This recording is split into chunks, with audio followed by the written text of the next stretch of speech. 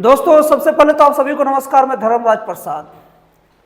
Railway क्या है ना कि हर वक्त ना अपने नियमों में सुधार करते रहती है और इस बात का ध्यान रखती है कि उनके यात्रियों को परेशानी ना हो।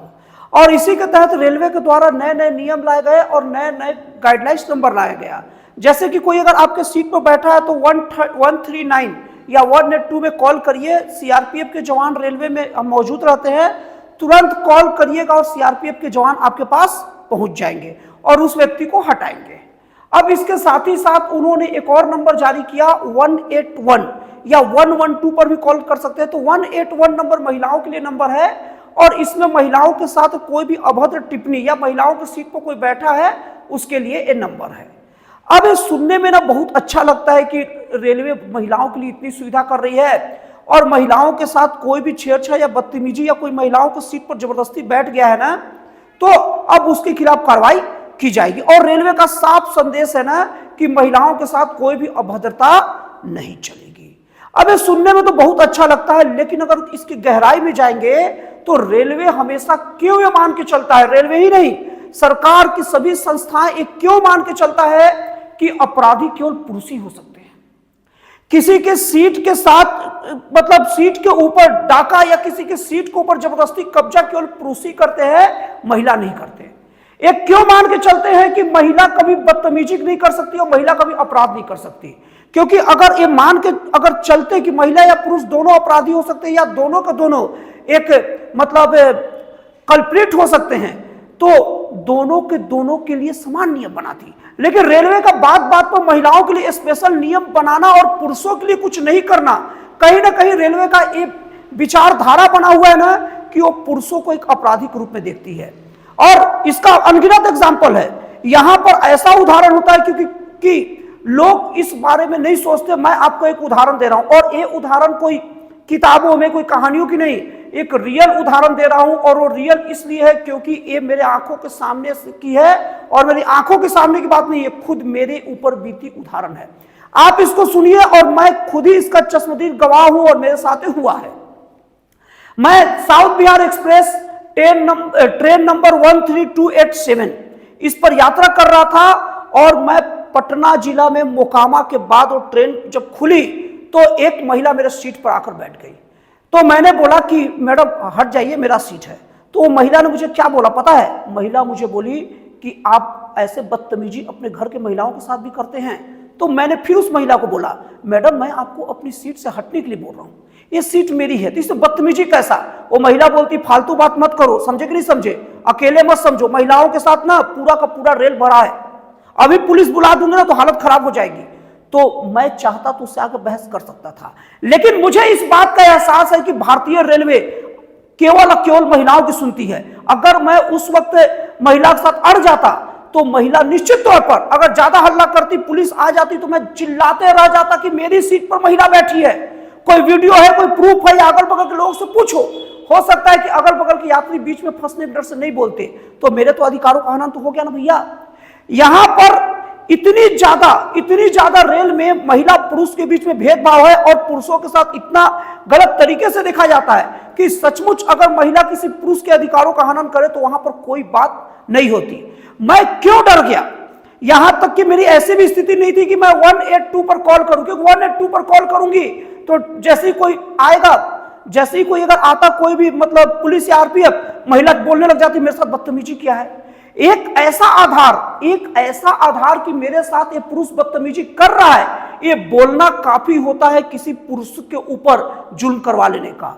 और मैं रेलवे को बोलता हूं, रेलवे इतनी बड़ी बड़ी बातें करता है और रेलवे को सचमुच अगर रेलवे में सुधार करना है तो मैं रेलवे को एकदम एक खुला मैं उसको नोट दे रहा हूं और एक जगह बता रहा हूं। आप बिहार के अंदर बहुत सारी ट्रेनों की बात होती होगी, एक में नहीं होती है, लेकिन एक ट्रेन का नाम बता रहा हूं, वो है साउथ बिहार एक्सप्रेस।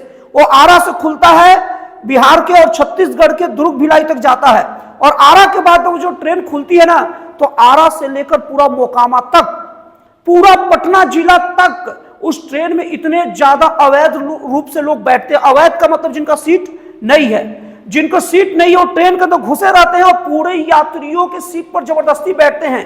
क्या रेलवे करेगा? रेलवे को मैं चुनौती देता हूं कि आप इस बुराई को खत्म कीजिए।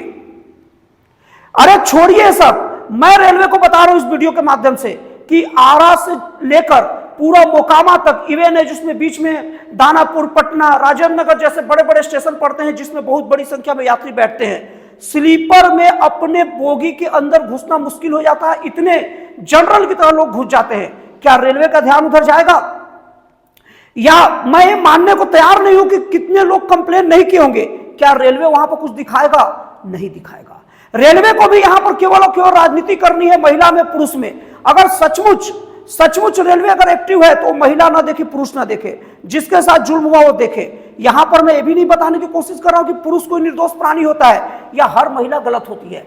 ना हर महिला गलत होती है, ना हर पुरुष गलत होते हैं। रेलवे को अगर सचमुच अगर रेल में सुरक्षित यात्रा करवाना है तो उसे एक तरीके से मान के चलना पड़ेगा कि पुरुष या महिला कोई भी गलत नहीं होता और दोनों में से कोई सही नहीं होता।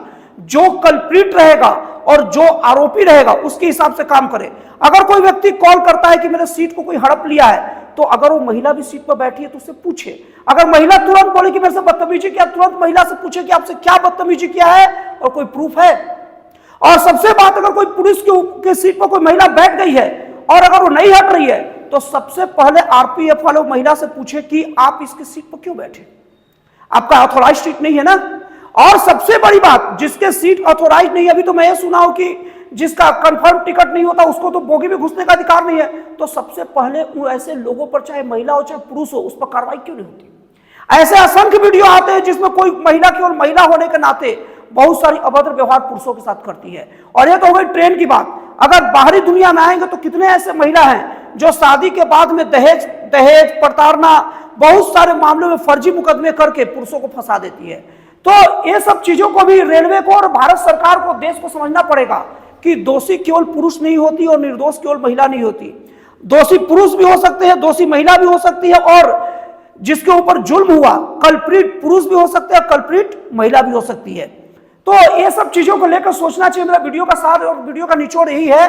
और अगर आपके पास मेरी बात का, मेरी समस्या का कोई निदान है तो बताइए, क्योंकि मेरे सीट पर अक्सर मैं ट्रेन यात्रा करता हूं तो मेरे सीट पर अवैध लोग घुस जाते हैं। महिला और पुरुष हर तरीके के लोग मेरे सीट पर कब्जा कर लेते हैं और मैं उन्हें हटा नहीं पाता। पुरुष को तो मैं हटा भी सकता हूं, लेकिन क्या कोई महिला मेरे सीट पर जबरदस्ती बैठ जाए और मैं अगर रेलवे को कॉल करूं तो क्या रेलवे मेरी सहायता करेगा? क्या रेलवे एक निष्पक्ष तरीके से सहायता करेगा कि हाँ, आपकी सीट पर महिला बैठी है, मैं इस महिला पर कार्रवाई करूंगा? क्या रेलवे केवल महिला की इस बात पर, केवल बोलने की बात पर कि मेरे साथ बदतमीजी करेगा, क्या रेलवे मेरे साथ अभद्र व्यवहार नहीं करेगा? सब चीज का सवाल आपके सामने रख रहा हूं और आप कोशिश करिए इसका जवाब देने का। तो दोस्तों, उम्मीद है कि आप लोग तो मुझसे ज्यादा समझदार हैं, आप लोग समझ गए होंगे कि मेरी समस्या क्या है। और अकेले मेरी नहीं समस्या है, हमारे देश की बहुत बड़ी पुरुषों की यह समस्या है कि महिला सशक्तिकरण, महिलाओं की कानून, महिलाओं के नाम पर बहुत सारे अत्याचार, ये सब एक बहाना बनते हैं एक सीधे साधे और निर्दोष पुरुषों के ऊपर अत्याचार के। क्या सरकार इसके लिए कुछ करेगी या नहीं करेगी? आप लोग भी अपना कीमती विचार को मेरे सामने रखिए और मेरे सामने क्या, हम सब लोग के सामने रखिए इस वीडियो के कमेंट के माध्यम से। तो दोस्तों, फिर मिलते हैं अगले वीडियो में एक जन कल्याणकारी और एक राष्ट्रवाद से प्रेरित नए विचारों के साथ।